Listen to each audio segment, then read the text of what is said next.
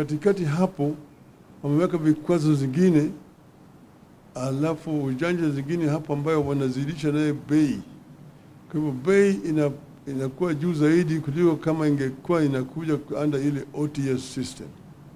Na hiyo bei yote inapitishwa kwa mwananchi. Mwananchi huko chini inabeba hiyo mzigo. Kwa sababu ya yote pale ambayo yao jamaa wanakula hapo katikati, hapa kuna hii panya ambayo inakula hapo katikati, hiyo ndio inasukumwa kwa wananchi hapa. Na kwa kila lita ambayo unanunua kuna shillings 30 ambayo imewekwa zaidi juu yake. Na hiyo inakuliwa na hao watu katikati hao. Ndio tumemwambia Bwana Ruto, utuambie sisi hao watu ni kina nani. Na kwa hiyo unawajua, wewe ndio uliwaweka pale. Kwa sababu gani umeweka hao pale? Wananchi wanaumia hapa chini.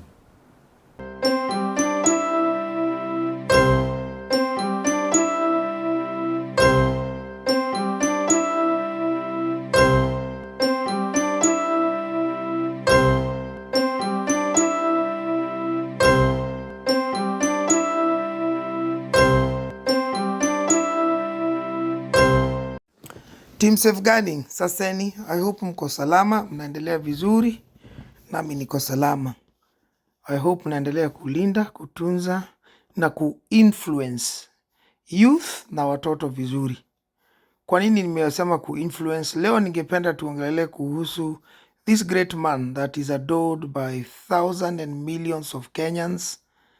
Ni baba ambaye ni Raila Amolo Odinga. Na yale matamshi ama maneno aliweza kuyatoa leo wakati akifanya a very good job that he was doing today. First and before tuongee zile word Raila aliongea, ningependa kuwakaribisha katika hii video, niwaambie thank you for standing with Team Safeguarding, kuangalia, kulinda na kutunza watoto. Thank you for sharing our videos, subscribing. But zaidi ya yote pia atakutia comment ili tuweze kuwasiliana. So ningependa kusema kwanza, Raila ni mtu ambaye anaheshimika ndani ya Kenya na ndani ya Afrika, if not the world. He is an icon recognized everywhere. Ni mtu ambaye kweli amefanyia Kenya a lot, and ile kazi amefanya it is known. There's no point ya mimi kuongelelea kuhusu mambo ya what he's done. Rekodi yake inaongea salama kabisa.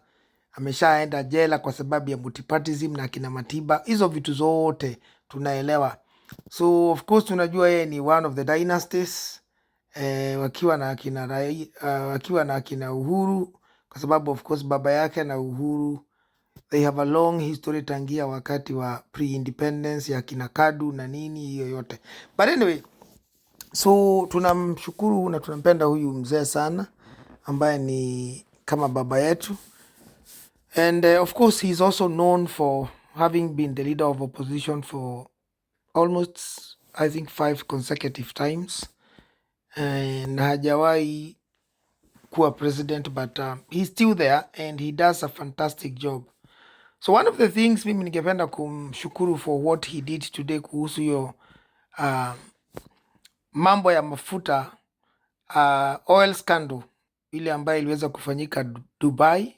Ameweza kuleta hiyo revelation, and I think there's no any other person ama watu wanaweza kuja kuongea hiyo mambo kama ya hiyo scandal kama hiyo kwa TV na kusikue na shida ama mtu asifanyiwe kitu without isipokuwa Raila. Every other person anaweza kufanyiwa mambo mabaya, but Raila definitely cannot be touched. Tunajua hivyo. So I really mimi napenda vile Raila huwa na hold the government to account, and of course anajua yeye mwenyewe is an icon that hawezi kuja kuchezewa. That's a fact. So kuongea kitu kama hiyo na zile maswali alikuwa anauliza kuhusu ni akina nani hao, ni panya gani hao ambayo wanafanya raia wa Kenya wananunua mafuta 30 bob more per liter. Those are critical questions, and that is what the opposition is supposed to be ndani ya government. Hold the government to account. Waulize ni nini, mbona hii kitu iko hapa? Mnakanusha zile vitu mnaona ambazo sio mzuri. You fight, but sio corruption. Sio mambo ya kupatiwa pesa, unafanya handshake alafu unapatiwa pesa alafu mambo yanaharibika. vitu kama hizi ndizo tunashukuru. Uliza serikali ma question ambazo ni hard ndio waweze kujibu, so that then mtu kama alikuwa anafikiriwa yeye amekuja kuwa hapo president iti afanya mambo mazuri aanze kuaibika. So anyway, but beside that, I think this is very good considering Raila amekuwa amenyamaza for quite some time. Watu walikuwa wamesema ni kama hata yeye ameanza kuwa na handshake na Ruto, but definitely inaonekana hakuna kitu kama hiyo. Of course tunaelewa kuna mambo yanaendelea na maongeleleo ambayo yanaongelelea ambaye amefanya katika hii video na ameongea huko mbele. I've just cut a very small piece of this dossier ambaye aliweza kutoa. So what is relevant with what I'm talking about. So ukienda huko ndani utasikia hizo the whole story ambaye alifanya leo. And I think if you just go to the Azimio platform, you are going to see it there. Otherwise kuna watu wengi sana pia wameweza kukava hii story kwa mtandao. But yes, so iko hivyo watu wangu. So let us look at what Raila alisema leo ambaye ni tatanishi kidogo.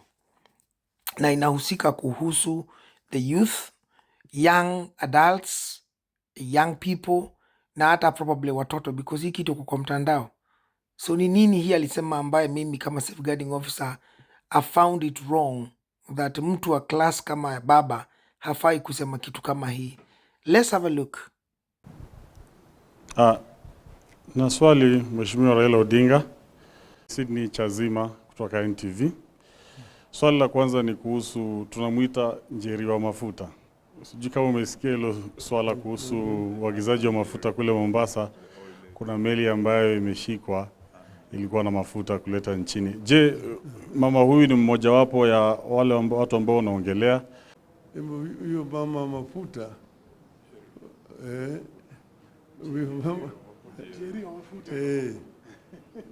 So mamona na unajua biashara ya mafuta, unajua gharama yake, pesa ambayo inatakikana ufanye biashara ya mafuta bilioni 17. Angalia sura yake kama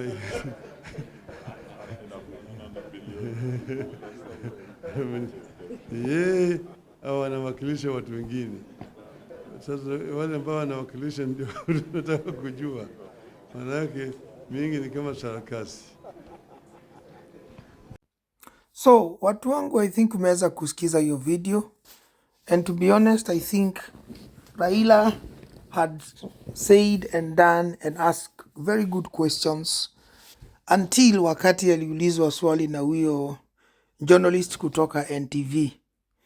I think how Baba handled that question was very wrong, kwa sababu for me as a safeguarding officer, I rate Baba highly in reference to influencing young people, young adults, wale watu ambaye wana vote, wale watu ambaye wanaweza kutoa fujo na ghasia.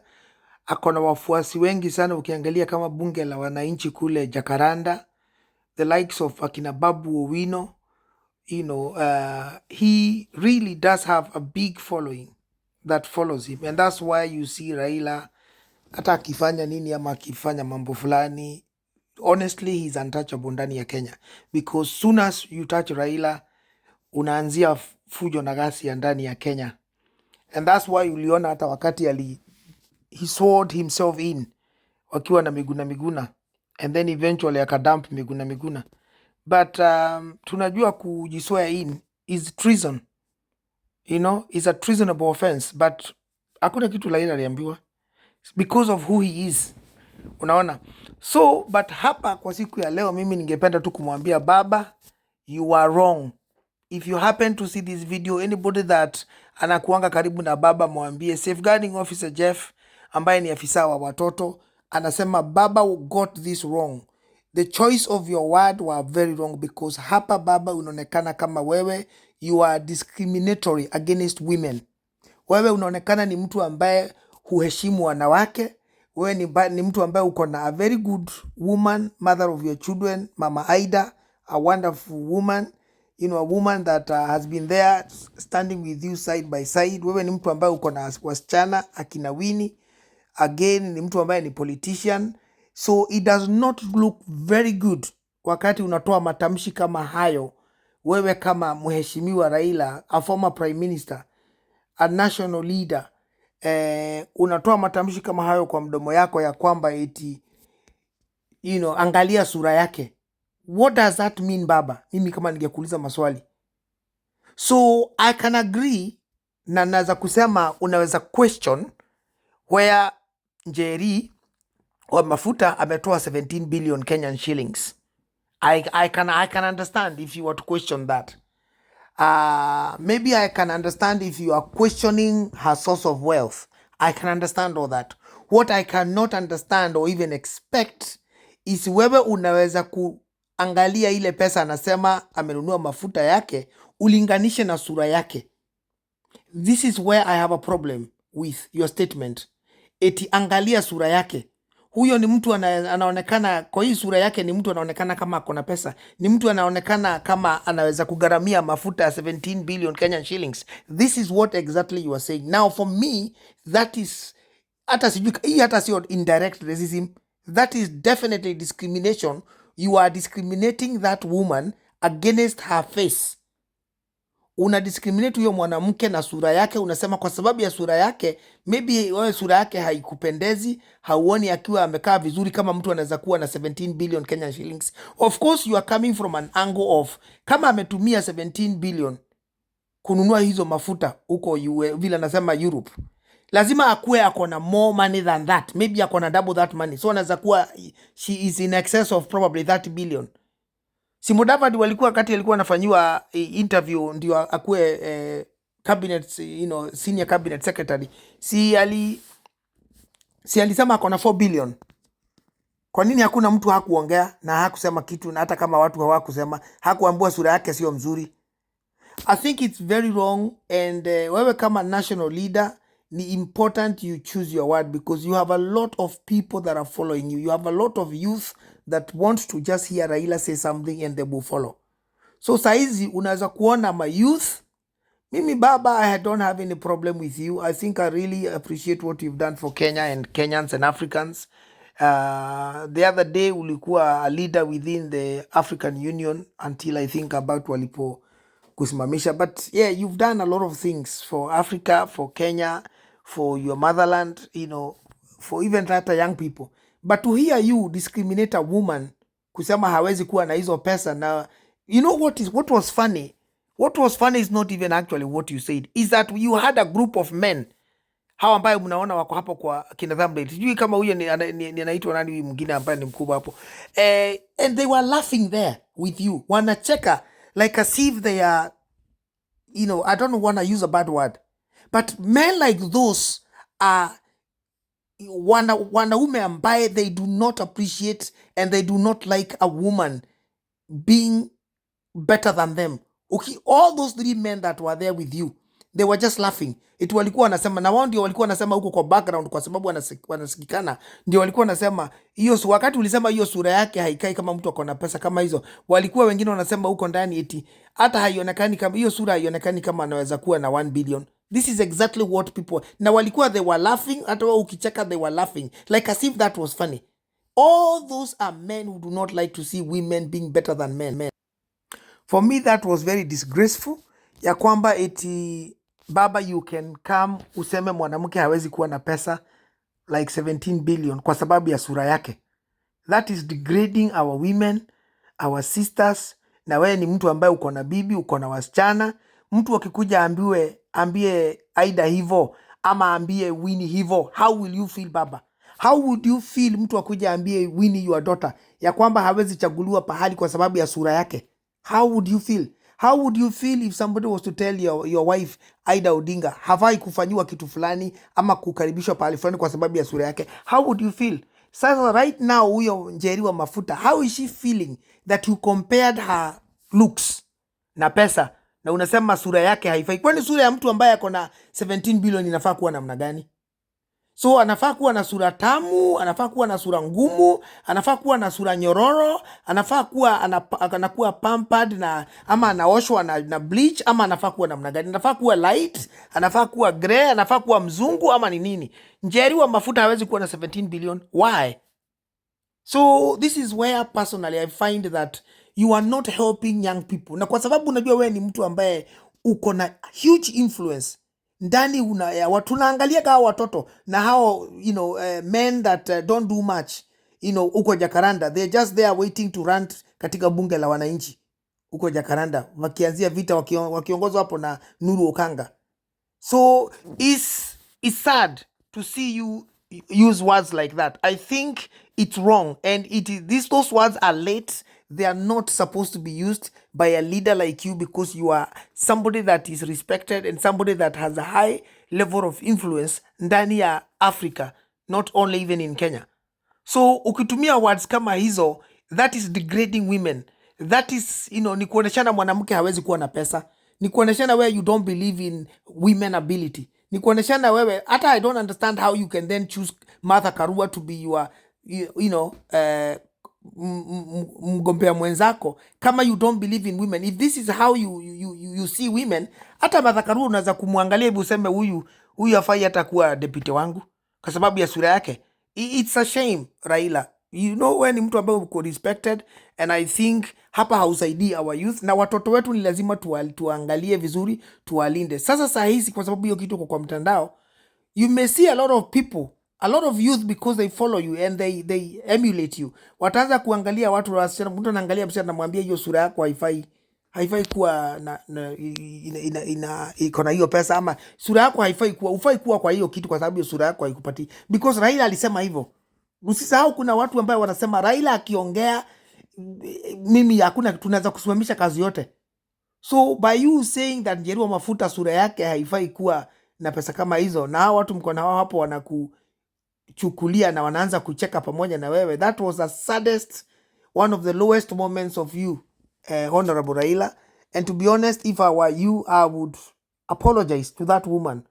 I would say to her, my apologies, I was caught in a moment and I said something that I shouldn't have said, because baba, wewe ni mtu ambaye you have your wife, na hawezi kupenda mtu akidisrespect your wife. Na huyo Njeri wa mafuta maybe ni bibi ya mtu, ni mama ya mtu, yeye ako na watoto. So how do you think their children are feeling right now about their mother? Kila mtoto anakuanga akifikiria mama yangu is everything, baba yangu is everything. Lakini sasa leo Raila amesema mama yangu sura yake ni mbaya, sura yake haifai kuwa, haionekani kama inaweza kuwa na 17 billion. Na wale walikuwa nao hapo, about they are all other three men also, walikuwa wanacheka na wanasema hata haiwezi kuwa na 1 billion, because that is what the people that are underground walikuwa wanasema. So this is sad, and I think it's important you come and rectify that, baba. I know probably hakuna mtu anakuambiaga kitu, but if you ever had, ama ukikuja across ama mtu ajue hii kitu, it's important watu wakuambie your sentiments ama your wordings of what you maybe ulikuwa you did not want to say that, but kwa sababu nilikuwa naona hata ni kama ulikuwa unasaidiwa hapo kukumbuka Njeri wa mafuta, ni kama kitu ulikuwa umetokwa, the question that you were answering before overtook you. So I'm not sure kama ulikuwa unajua exactly how you are answering that question. Maybe you didn't plan to say that, but it is not now because you said like kwa mtandao, it's necessary ukuje urekebishe. Otherwise, I do not think that is going to haunt you. That will haunt you, because watu watakuwa nasema you are discriminating, you discriminate women. Wewe ni mtu ambaye you do not believe in women ability. You do not believe in women power. Who believe wanawake wanaweza kuwa na pesa kuliko wanaume. Who believe wanawake wanaweza kufanya big business. You only believe men can do that. And hiyo itakuangusha baba. Hata in your retirement itakukera, itakufuata. And if you are planning to stand in 2027, probably that is going to be one thing that is going to bring you down again. It's going to be another 6th time that probably hiyo itakuhound. If I were you, ama kama mimi ni wale watu ambaye you are Raila's aides, ningekuambia ukuje withdraw that statement na useme pole, you didn't mean it like that, and you did not mean to belittle a woman on national TV. Otherwise ni kama vile ungebelittle Martha Karua ambaye alikuwa running mate wako, ama ubelittle bibi yako, ama your own daughter, ama your sisters. Anyway, watu wangu, ni hayo tu nilikuwa nataka tu kuja kuongea, and does not only go to Raila, this goes to everybody that, hata kama wewe ni Ruto, kama wewe ni Gachagua, kama wewe ni nani, it doesn't matter who you are. Wewe ni Maina Jenga, wewe ni Ndindi Nyoro, it doesn't matter who you are. Wewe ni Moses Kuria, wewe kama ni Waiguru, It doesn't matter who you are, kama wewe ni Rachel Ruto.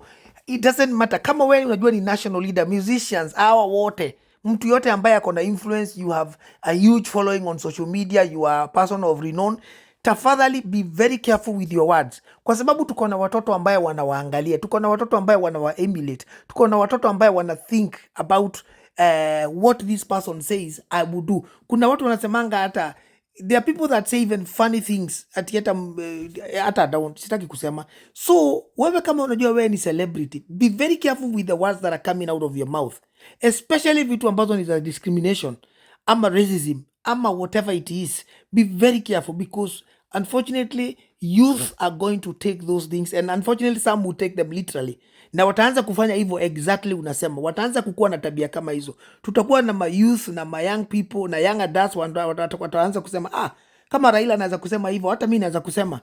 Mimi I believe in everything that Raila says. I believe in everything that this celebrity says. Kwa hivyo, kwa sababu hata alisema, hata mimi naweza kufanya hivyo, nitasema hivyo.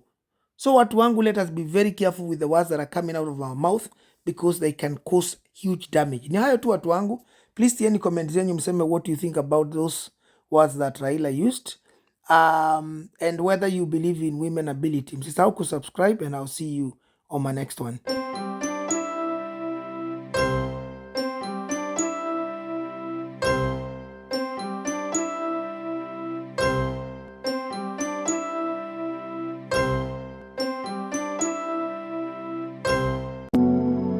Thank you.